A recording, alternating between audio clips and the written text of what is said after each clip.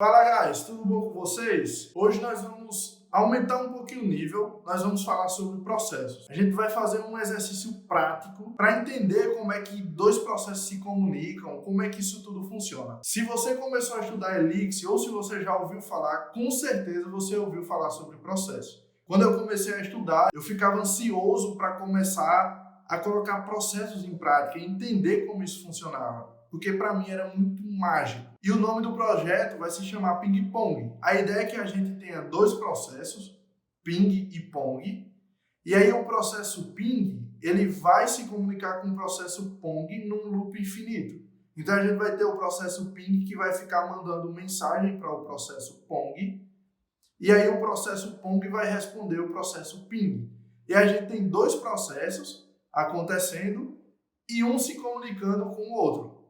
E aí o nosso primeiro módulo dentro de lib vai ser o ping. Então eu vou definir defmodule ping-pong.ping, que é o nome do módulo. Vou colocar a documentação só para o alerta sumir da minha tela. E a gente vai implementar dentro desse módulo ping uma função chamada loop. E aí qual é o objetivo dessa função? Quando eu disse a vocês que eu queria que o processo ping-pong ficasse se comunicando infinitamente, significa que eu preciso ter uma recursividade. Eu preciso que esse processo não se encerre. Processos em Elixir são short-lived, ou seja, eles vão executar o que tem que executar e vão morrer. Então, para evitar que esse processo morra, eu preciso de uma recursividade durante esse processo. E é essa função loop que vai fazer essa recursividade. Então, eu inicio definindo def loop, e aí dentro do loop, a gente vai ter uma estrutura chamada receive-do. E o receive parece muito com o case,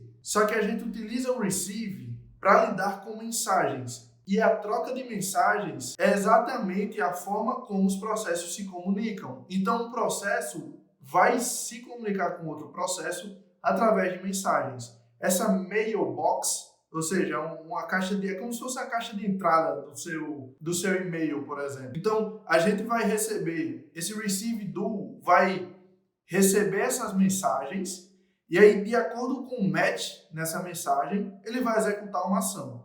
Nesse caso, a gente tem receive-do, e aí a gente tem o primeiro caso de match, que é uma tupla com um ping e um PID. Esse PID é Process ID, é o ID do processo que mandou essa mensagem. E aí, se essa mensagem der match com essa estrutura, a gente vai printar na tela com io.puts, um ping, e aí eu vou fazer esse processo aguardar por 2 segundos, que é 2000 milissegundos, tá? Utilizando o process.sleep. Depois que ele aguardar os 2 segundos, a gente vai utilizar a função send, que é a função responsável por enviar mensagens para outros processos. Então, utilizando a função send, e aí eu passo qual PID, ou seja, eu estou devolvendo, eu estou recebendo no receive-do o PID de quem me mandou a mensagem e eu estou devolvendo para esse cara, ou seja, eu estou enviando como primeiro parâmetro, estou passando para a função send esse PID.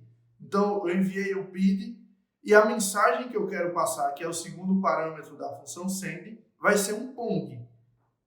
E o PID, nesse caso, vai ser o self, ou seja, vai ser o Process ID desse processo ping, tá? E caso a gente tenha um receive-do que não deu match com esse primeiro caso, com essa primeira estrutura, a gente vai ter um match genérico, que é um underline, ou seja, qualquer coisa, e aí, se não der match no primeiro caso, a gente vai simplesmente executar loop novamente. Eu vou chamar essa função novamente. Dessa forma, eu tenho uma função que vai ficar no loop infinito. E aí, a função send, ela sempre retorna para a gente um OK, se ela for executada com sucesso. Então, após eu enviar a mensagem, eu vou sair do receive-do, e aí eu preciso que o loop aconteça novamente, para eu continuar escutando outras mensagens. Se a gente não colocar esse loop no final da execução da função, essa função vai se encerrar e o processo vai morrer. A gente precisa de um loop infinito, de uma recursividade. E é por isso que ao final da função loop, eu chamo a própria função novamente. Beleza, então a gente já tem um módulo ping. Agora a gente vai criar um módulo pong, que vai ser o outro processo. Então, da mesma forma, def module, o nome do módulo vai ser Pong. Eu vou definir qualquer documentação nesse caso. E aí, da mesma forma, loop, que vai ter o receive do, que nesse caso agora vai receber Pong e o PID. E aí eu vou imprimir Pong, vou esperar 2 segundos e eu vou enviar uma mensagem de volta para o PID que eu recebi.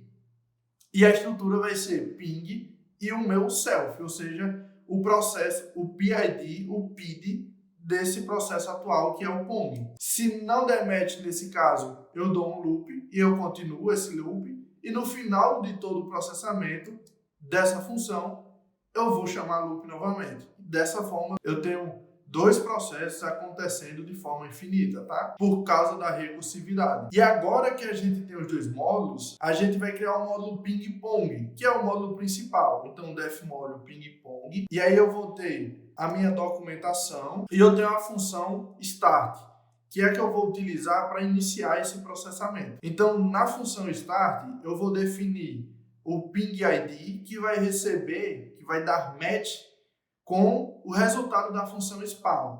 E nessa função spawn, eu estou dizendo, no módulo ping, com a função loop, você vai iniciar com um parâmetro vazio. E aí eu estou executando a função loop, iniciando um processo para essa função. Então a spawn vai iniciar o processo e ela vai executar a função loop, que foi a função que eu passei como segundo parâmetro para ela. Existe uma outra forma de executar essa spawn, que é utilizando uma função anônima. A função spawn vai dar match com ping e PID e eu vou armazenar, eu vou atribuir essa constante o resultado desse spawn, dessa função spawn, que é o PID. O resultado da função spawn é o PID. E aí eu tenho um ping PID. A mesma coisa eu vou fazer para o módulo Pong. Então eu vou ter o Pong PID e aí eu vou dar match com o resultado de spawn, iniciando a função loop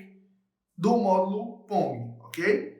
E aí depois que eu tenho os 2 PIDs, eu vou enviar uma mensagem utilizando a função send para o ping PID, ou seja, para o processo ping. Eu vou enviar uma mensagem que é uma tupla, que é o ping no primeiro elemento e pong pid no segundo elemento. Então lembre que o módulo ping espera receber ping e um pid, e esse pid que eu estou enviando é o pid do processo pong. Beleza? Deu para entender?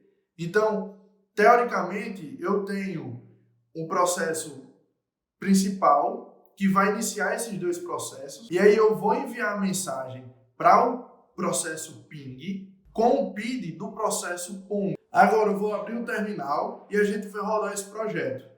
Então eu vou digitar ix-smix, vou iniciar o meu ix, vou limpar o terminal e vou utilizar a função start do módulo pong.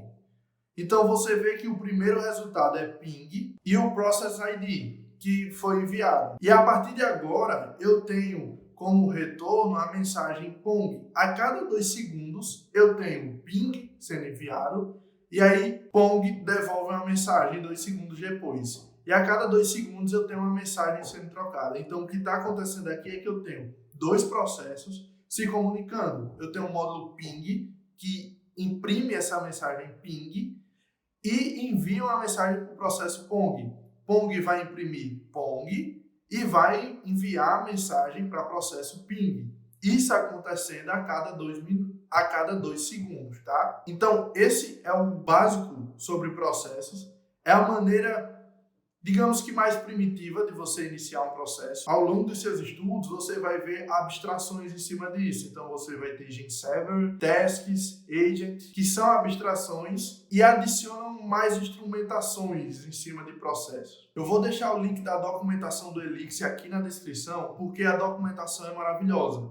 Então, eu sugiro que depois de ver esse vídeo, se você estiver realmente interessado, você vai olhar a documentação e ler um pouco mais sobre. Se você gostou, deixa o seu curtir, deixa um comentário. Muito obrigado e até o próximo vídeo.